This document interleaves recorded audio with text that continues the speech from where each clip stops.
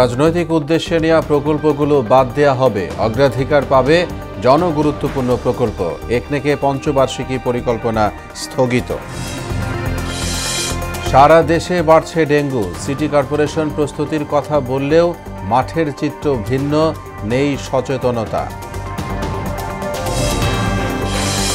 কয়েকদিনের বর্ষণেই জলাবদ্ধতা সাতক্ষীরার নিম্নাঞ্চলে, চরম দুর্ভোগে স্থানীয়রা, ব্যবস্থা নেওয়ার আশ্বাস প্রশাসনের। এবং চুয়াডাঙ্গায় ইট ভাটার পতিত জমিতে ধান, কলা সহ বিভিন্ন জাতের ফসল চাষ, অর্থনীতিতে নতুন মাত্রা বলছে কৃষি বিভাগ।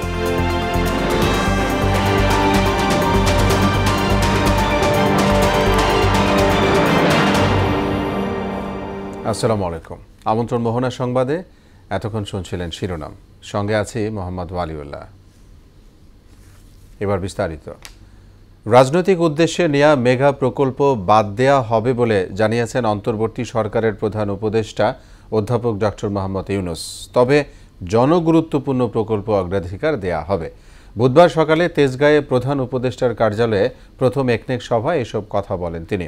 সভায় আওয়ামী লীগ সরকারের পঞ্চবার্ষিকী পরিকল্পনা স্থগিত করেছে অন্তর্বর্তী সরকার। আরও জানাচ্ছেন শামীমুজ্জামান চৌধুরী। আওয়ামী লীগ সরকার পতনের পর প্রথমবারের মতো অনুষ্ঠিত হল জাতীয় অর্থনৈতিক পরিষদের নির্বাহী কমিটির সভা। অন্তর্বর্তী সরকারের প্রথম একনেক সভায় 4টি প্রকল্প অনুমোদন দেওয়া হয়। প্রকল্পগুলো বাস্তবায়নে মোট ব্যয় ধরা হয়েছে 1222 কোটি 14 লাখ টাকা। একনেক সভা শেষে পরিকল্পনা মন্ত্রণালয়ে ব্রিফিং করেন পরিকল্পনা উপদেষ্টা ডক্টর ওয়াহিদ উদ্দিন মাহমুদ। বলেন, জনগুরুত্বপূর্ণ ছোট প্রকল্প নেয়ার বিষয়ে উপদেষ্টা মণ্ডলী সদস্যরা এক হয়েছেন। 4টা প্রকল্প শুধু অনুমোদন করেছি। কেন আর বেশি প্রকল্প অনুমোদন করা যায়নি তারও একটা কারণ আছে, কিন্তু পরবর্তী সভায় করা হবে। রাজনৈতিক মদতপুষ্ট স্বার্থগোষ্ঠীর জন্য অনেক প্রকল্প হয়তো নেওয়াই হয়, অথবা ভালো প্রকল্প নিলেও সেগুলোকে অপচয় করা হয়, দুর্নীতি হয়। এগুলো যদি খুব দরকারি মানে না হয়, যেগুলো থেকে বেশি সুফল পাওয়া যাবে না, অথচ নেওয়া হয়েছে কোনো একটা বিবেচনায়, সেগুলোকে অনেক তাড়াতাড়ি বোঝা যায় সেগুলো কোনগুলো। অগ্রাধিকার ভিত্তিতে প্রকল্পগুলোকে একনেকে অনুমোদন দেওয়া হবে উল্লেখ করে পরিকল্পনা উপদেষ্টা জানান, আওয়ামী লীগ সরকারের পঞ্চবার্ষিকী পরিকল্পনা স্থগিত করেছে অন্তর্বর্তী সরকার। পঞ্চবার্ষিকী পরিকল্পনা একটা রাজনৈতিক দলিল, এবং সেই রাজনৈতিক দলিলে রাজনৈতিক দিগদর্শন থাকে, সেজন্যই আমাদের পক্ষে এটা করা ঠিক না। উপদেষ্টা জানান, চলমান প্রকল্পগুলো কোন পর্যায়ে রয়েছে সেগুলো যাচাই বাছাই করা হচ্ছে। আমলাতান্ত্রিকতার জটিলতাকে যত সম্ভব কমিয়ে সেখানে যাতে এটা উপস্থাপিত করা যায়। শামীমুজ্জামান চৌধুরী, মোহনা সংবাদ, ঢাকা। ডেঙ্গু মোকাবেলায় সিটি কর্পোরেশনের পক্ষ থেকে সব ধরনের প্রস্তুতির কথা বলা হলেও মাঠের চিত্র ভিন্ন। মশক নিধন অভিযান যেমন নেই, তেমনি সচেতনতা কার্যক্রমও তলানিতে। তবে নগরবাসীর এমন অভিযোগ অস্বীকার করে ঢাকা উত্তর সিটির প্রধান স্বাস্থ্য কর্মকর্তা বলেছেন, ডেঙ্গু মোকাবেলায় সব রকম প্রস্তুতি রয়েছে, শঙ্কিত হওয়ার কারণ নেই। সুরাইয়া মুনির রিপোর্ট। বর্ষাকাল শেষ হওয়ায় রাজধানীতে উদ্বেগ ছড়াচ্ছে ডেঙ্গু। মশাবাহিত রোগটির সংক্রমণে গত বছর সর্বোচ্চ মৃত্যু ও আক্রান্ত দেখেছে দেশ।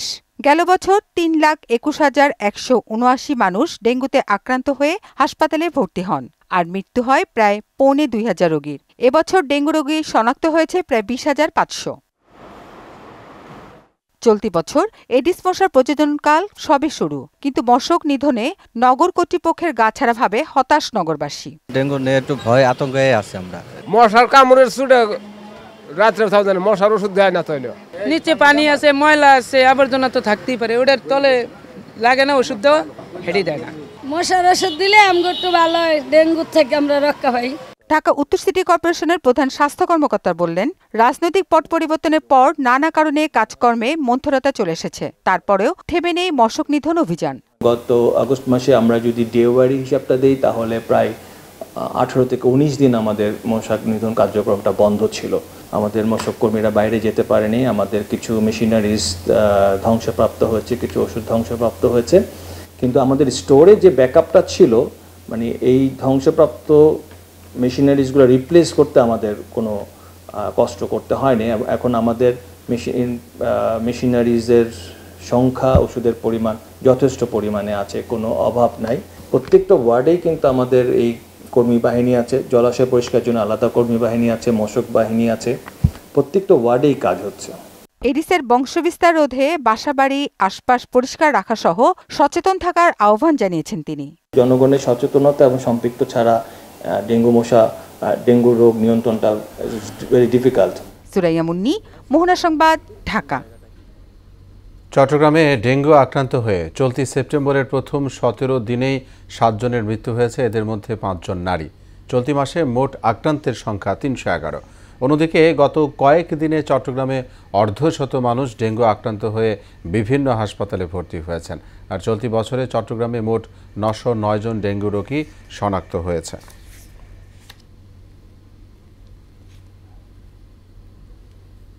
ডেঙ্গু পরিস্থিতি জানাতে চট্টগ্রাম থেকে আমাদের সঙ্গে এই মুহূর্তে যোগ দিবেন সহকর্মী সুমন কুমার দে। সুমন, আপনি নিশ্চয়ই শুনতে পাচ্ছেন। আমাকে জানতে চাই যে ডেঙ্গুর যে পরিস্থিতি বাড়ছে সব জায়গায়, আপনার বিভাগে কি পরিস্থিতি দেখছেন এবং চিকিৎসকরা এই বিষয়ে স্পেসিফিক করে কি বলছেন?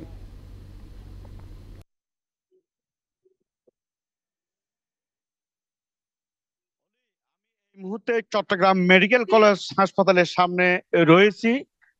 গত 24 ঘন্টায় জেলা সিভিল সার্জনের যে তথ্য অনুযায়ী নতুন করে 34 জন রোগী আক্রান্ত হয়েছে, অর্থাৎ তারা বিভিন্ন হাসপাতালে, চট্টগ্রাম মেডিকেল কলেজ সহ বিভিন্ন হাসপাতালে ভর্তি রয়েছে। তো বিশেষ করে বর্ষা শেষ মৌসুমে যে মশার উৎপাত বেড়েছে, কিন্তু আমরা গত বছরে দেখেছি চট্টগ্রাম সিটি কর্পোরেশন মশা নিধক ওষুধ ছিটিয়ে কিন্তু তারা কার্যক্রম চালিয়েছিল। আমরা এই বছর কিন্তু চট্টগ্রামে যে সিটি কর্পোরেশনের কোনো মশক নিধন ওষুধ ছিটানো এবং কোনো প্রচারণা কিন্তু আমরা দেখতে পাইনি এবং তাদের সাথে যোগাযোগ করেও কোনো উত্তর পাইনি। তো আমি আপনাকে বলি যে নতুন করে এই 34 জন আক্রান্ত হয়েছে। এই নিয়ে চলতি বছরে অর্থাৎ গতকাল পর্যন্ত 943 জন ডেঙ্গু আক্রান্ত হয়েছে। তার মধ্যে কিন্তু নগরীতে 539 জন, উপজেলার মধ্যে 404 জন। আর চলতি বছরে মৃত্যু হয়েছে 12 জনের। 12 জনের মৃত্যু হয়েছে। সেপ্টেম্বর মাসে মোট আক্রান্ত হয়েছে 345 জন, মারা গেছে 7 জন। গত বছরের সংখ্যাটা যদি বলিস, গত বছরে 14,047 জন আক্রান্ত হয়েছে এবং মারা গিয়েছিল 107 জন। অর্থাৎ চট্টগ্রামের সিভিল সার্জন রয়েছে, আমরা তার সাথে কথা বলেছি। তিনি জানিয়েছেন যেহেতু এই মশা নিধক যে ওষুধ ছিটানো হচ্ছে না সিটি কর্পোরেশন থেকে, অর্থাৎ যারা বাসিন্দা রয়েছে তারা তাদের বাড়ির আশেপাশে যেন পরিষ্কার পরিচ্ছন্নতা রাখে এবং যদি সচেতন হয় তাহলে কিছুটা হলো এই যে ডেঙ্গু আক্রান্ত থেকে রক্ষা পাবেন। তো চট্টগ্রাম থেকে এই ছিল আমার কাছে সর্বশেষ। জি সুমন, ধন্যবাদ। চট্টগ্রাম থেকে ডেঙ্গু পরিস্থিতির খবর বলছিলেন সহকর্মী সুমন কুমার দে। কয়েক দিনের ভারী বর্ষণে জলাবদ্ধতা সৃষ্টি হয়েছে সাতক্ষীরার নিম্নাঞ্চলে। বসতবাড়ি, রাস্তাঘাট, খালবিল তলিয়ে চরম দুর্ভোগে দিন কাটাচ্ছেন স্থানীয় বাসিন্দারা। জলাবদ্ধতা নিরসনে স্থায়ী সমাধান চেয়েছেন তারা। এ বিষয়ে ব্যবস্থার আশ্বাস দিয়েছে স্থানীয় প্রশাসন। এদিকে বেতনা নদীর বাঁধ ভেঙে তলিয়ে গেছে অন্তত 40 গ্রাম। সাতক্ষীরা থেকে আব্দুল জলিলের প্রতিবেদন, জানাচ্ছেন আফরিন পপি। সাতক্ষীরা সদরের মাছখোলা, লাপসা, বৈকারি, কুশখালী, মাঠপাড়া সহ নিম্নাঞ্চলগুলো পানিতে তলিয়ে গেছে। এছাড়া বেতনা নদীর বাঁধ ভেঙে প্লাবিত হয়েছে বসুন্ধরা, রাজনগর, শিবনগর, 11 আনি সহ অন্তত 40টি গ্রাম। পানি নিষ্কাশনে সহায়ক বিলগুলোতে মাছের ঘের থাকায় বন্ধ হয়ে গেছে পানি প্রবাহের পথ। নদীতে পানি নিষ্কাশনের পথ না থাকায় বৃষ্টির পানি জমে এই জলাবদ্ধতার সৃষ্টি দাবি করে এতে প্রতি বছরই দুর্ভোগে পড়েন বলে জানান স্থানীয়রা।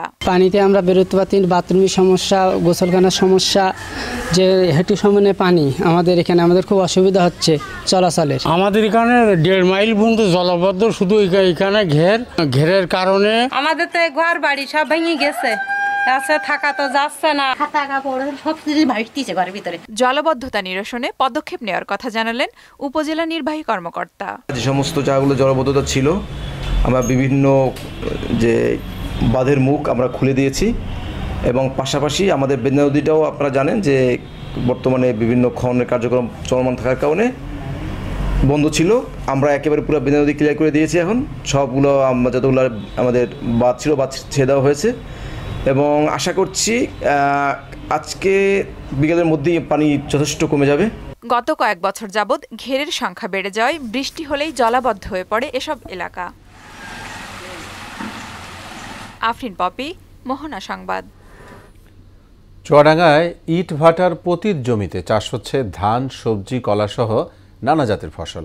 এতে অভাব ঘুচেছে হতদরিদ্র মানুষের।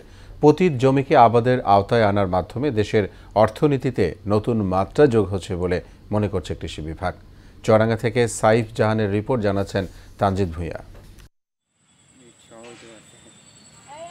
প্রায় ৬ মাস ইট ভাটা বন্ধ থাকা ইট ভাটার পতিত জমিতে চাষ হচ্ছে সবজিসহ ধান, কলা, মাসকালাই সহ বিভিন্ন ফসল। চুয়াডাঙ্গায় বছর 4 আগে শুরু হওয়া এই উদ্যোগে উপকৃত হচ্ছে হতদরিদ্র মানুষ। ইট কাটার পরে যে অবশিষ্ট 5 মাস সময় পাই, এই সময়তে আমরা প্রায় 5 বিঘা জমিতে ধান আবাদ করেছিলাম। প্রতি বছরে করি, প্রায় আজ 15 বছর ধরে ধানের আবাদ করি। এই জমি পরিত্যক্ত ফেলে না রেখে আমরা এই শসা চাষ করেছি। গত বছর লাউয়ের চাষ করলাম, লাউয়ে বেশ কিছু লাভ হয়েছিল। শীষবান করেছে, তারপরে বেগুন করেছে, হলুদ করেছে, আমাদেরও ভালো হয়, মেয়েরও ভালো হয়, আমাদের কাজ মাছ হয়, টাকা পয়সা হয়। ধান ও সবজি চাষ করে সবাই লাভবান হচ্ছে বলে জানান শ্রমিকরা। ধান লাগাই, আর কলা গাছ লাগিয়েছি, ওখানে সবজি আছে, বেগুন আছে, ঝাল আছে একটা জমিতে।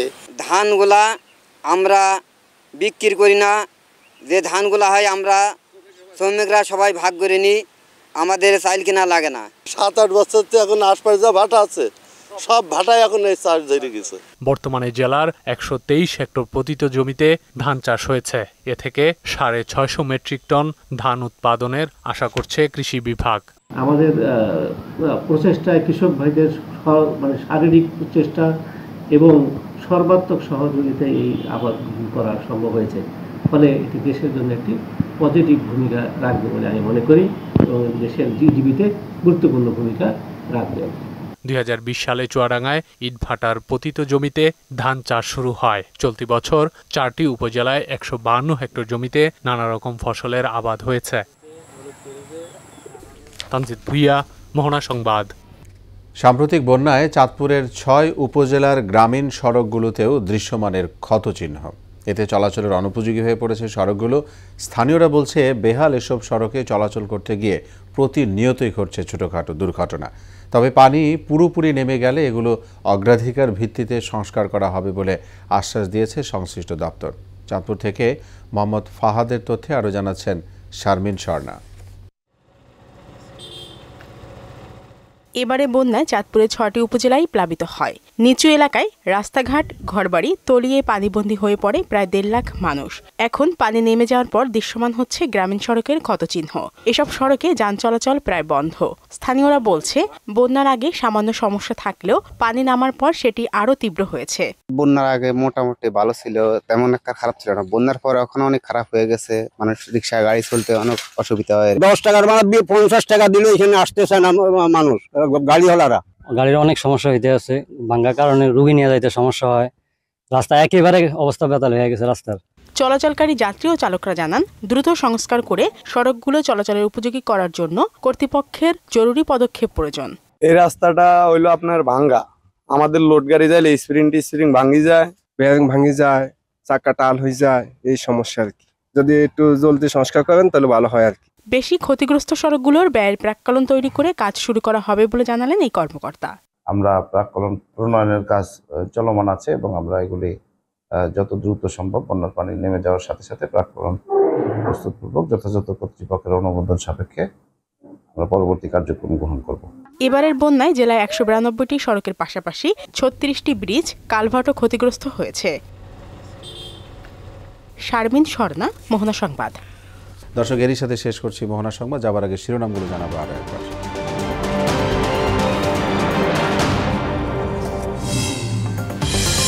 রাজনৈতিক উদ্দেশ্যে নেওয়া প্রকল্পগুলো বাদ দেওয়া হবে, অগ্রাধিকার পাবে জনগুরুত্বপূর্ণ প্রকল্প। একনেকে পঞ্চবার্ষিকী পরিকল্পনা স্থগিত। সারা দেশে বাড়ছে ডেঙ্গু, সিটি কর্পোরেশন প্রস্তুতির কথা বললেও মাঠের চিত্র ভিন্ন, নেই সচেতনতা। কয়েকদিনের বর্ষণেই জলাবদ্ধতা সাতক্ষীরার নিম্নাঞ্চলে, চরম দুর্ভোগে স্থানীয়রা, ব্যবস্থা নেওয়ার আশ্বাস প্রশাসনের। এবং চুয়াডাঙ্গায় ইটভাটার পতিত জমিতে ধান, কলা সহ বিভিন্ন জাতের ফসল চাষ, অর্থনীতিতে নতুন মাত্রা বলছে কৃষি বিভাগ। সবাইকে আবারও শুভেচ্ছা। পরবর্তী সংবাদ দুপুর 1টায় দেখার আমন্ত্রণ রইল। এছাড়া মোহনার সবশেষ খবর জানতে ভিজিট করুন www.mohana.tv। সংবাদ দেখতে পারেন ফেসবুক ও ইউটিউবেও। এতক্ষণ সঙ্গে থাকায় ধন্যবাদ সবাই।